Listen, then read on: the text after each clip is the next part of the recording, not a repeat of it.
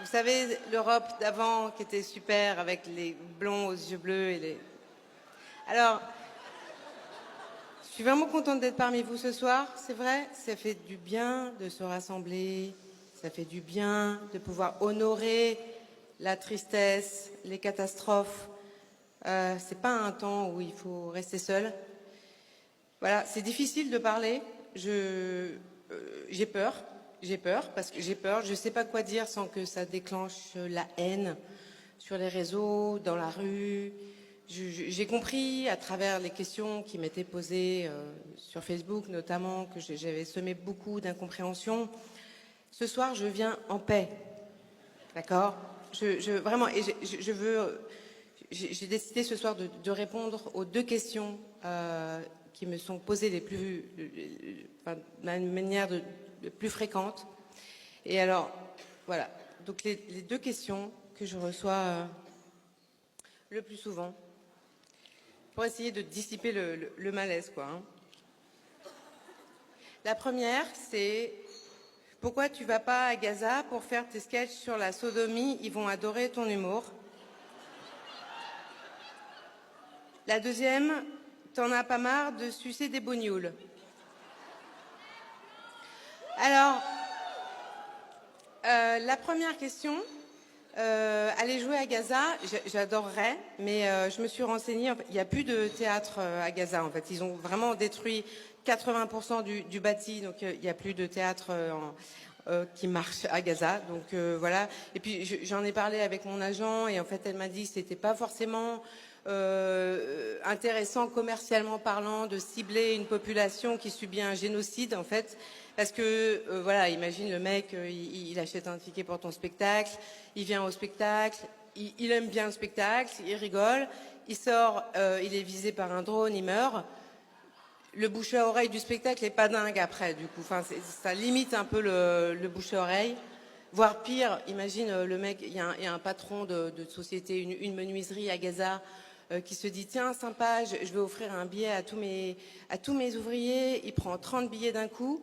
Là, il y a une bombe qui tombe sur la menuiserie, tout le monde meurt avant de venir au spectacle. Là, non. Enfin, je veux dire, je suis désolée, je veux bien être engagée, mais je joue pas devant des salles à moitié vides. Non. Désolée. Donc, là-dessus, voilà. Après, c'est très gentil de me dire qu'ils vont adorer mon humour, mais c'est pas sûr. Non, mais c'est vrai, c'est pas sûr. Je veux dire, déjà parler de sodomie en Bretagne, c'est pas évident. Donc au Moyen-Orient peut-être pas, mais moi je m'en fous. Là-dessus j'ai pas le fantasme que la terre entière adhère à mon humour en fait. Hein. Je sais qu'il y a des gens pour qui l'humour c'est vraiment un truc très très haut en termes de pour juger un être humain. Il y a des gens qui se disent que oui, quelqu'un qui a pas le même humour que toi, il mérite pas de vivre. Mais moi franchement c'est pas mon avis. C'est pas mon avis. Je pense que tout le monde voilà. Et après aussi, bon, en tant que Française, c'est peut-être un peu déplacé de se sentir vexée que les Gazaouis adhèrent pas à mon humour. Enfin, je veux dire, quand on finance les bombes qui leur explosent à la gueule, on va pas en plus se permettre de faire des commentaires sur ce qui les fait marrer ou pas quand ils survivent. Voilà.